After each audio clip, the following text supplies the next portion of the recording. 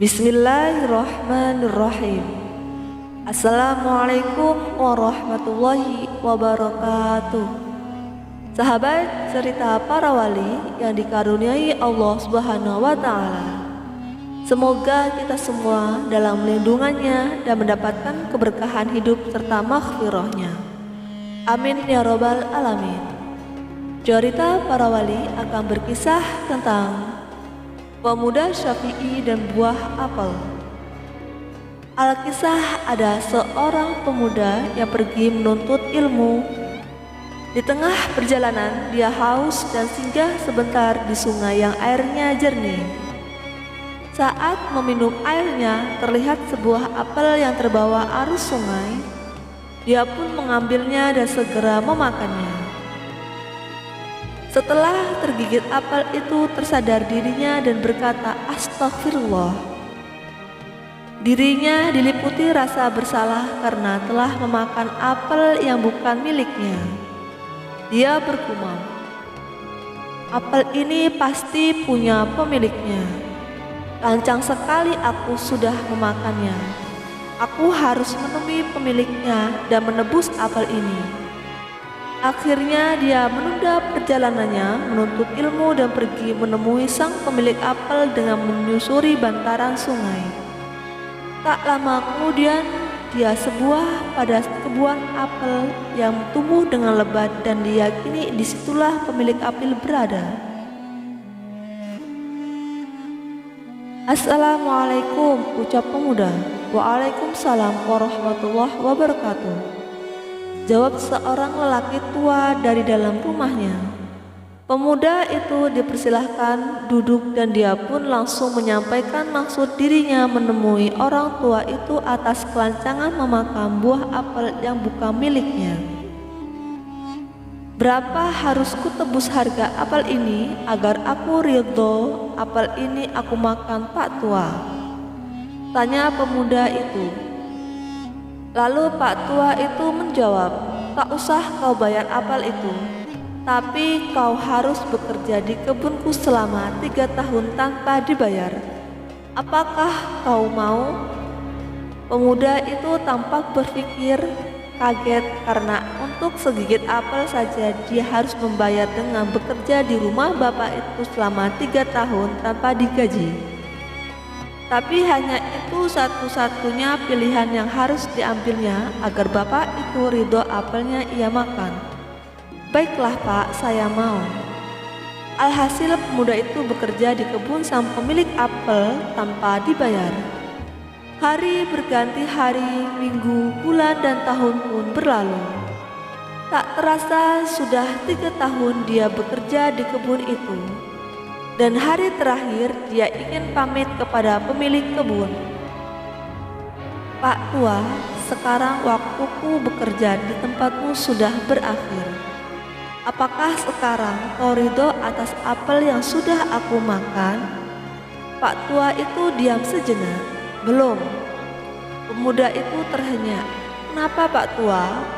Bukankah aku sudah bekerja selama 3 tahun di kebunmu?" "Ya, tapi aku tetap tidak ridho jika kau belum melakukan satu permintaanku lagi." "Apa itu Pak Tua?" "Kau harus menikahi putriku, apakah kau mau?" "Ya, aku mau," jawab pemuda itu. Bapak tua itu mengatakan lebih lanjut, "Tapi putriku buta, tuli, bisu dan lumpuh. Apakah kau mau?" Pemuda itu tampak berpikir, bagaimana kalau dia harus menikah dengan gadis yang tidak dikenalnya, dan gadis itu cacat, buta, tuli, dan lumpuh. Bagaimana dia bisa berkomunikasi nantinya? Tapi dia pun ingat kembali dengan segigit apel yang telah dimakannya. Dan dia pun menyetujui untuk menikahi dengan anak pemilik kebun apel itu untuk mencari ridho atas apel yang sudah dimakannya. "Baiklah Pak, aku mau." Segera pernikahan pun dilaksanakan. Setelah ijab kabul, sang pemuda itu pun masuk kamar pengantin. Dia mengucapkan salam dan betapa kagetnya ketika dia mendengar salamnya dibalas dari dalam kamarnya. Seketika itu pun dia berlari mencari sang bapak pemilik apel yang sudah menjadi mertuanya. "Ayahanda, siapakah wanita yang ada di dalam kamar pengantinku? Kenapa aku tidak menemui istriku?" Pak tua itu tersenyum dan menjawab, "Masuklah nak, itu kamarmu dan di sana ada dalam istrimu."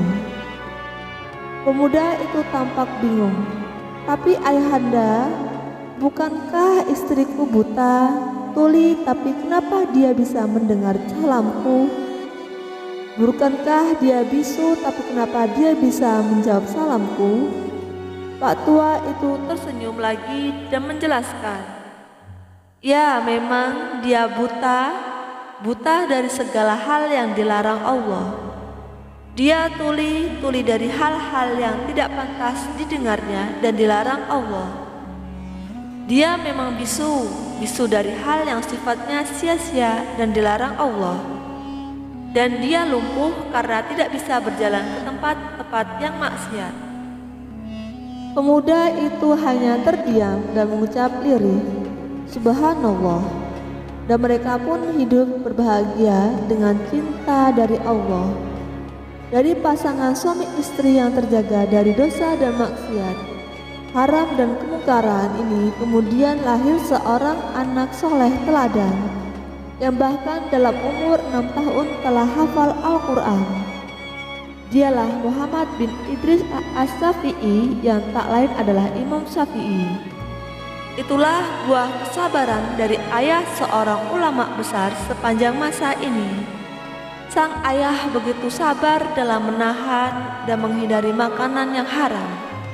Ibu yang selalu menjaga kesuciannya. Wallahu a'lam bishawab. Wassalamualaikum warahmatullahi wabarakatuh.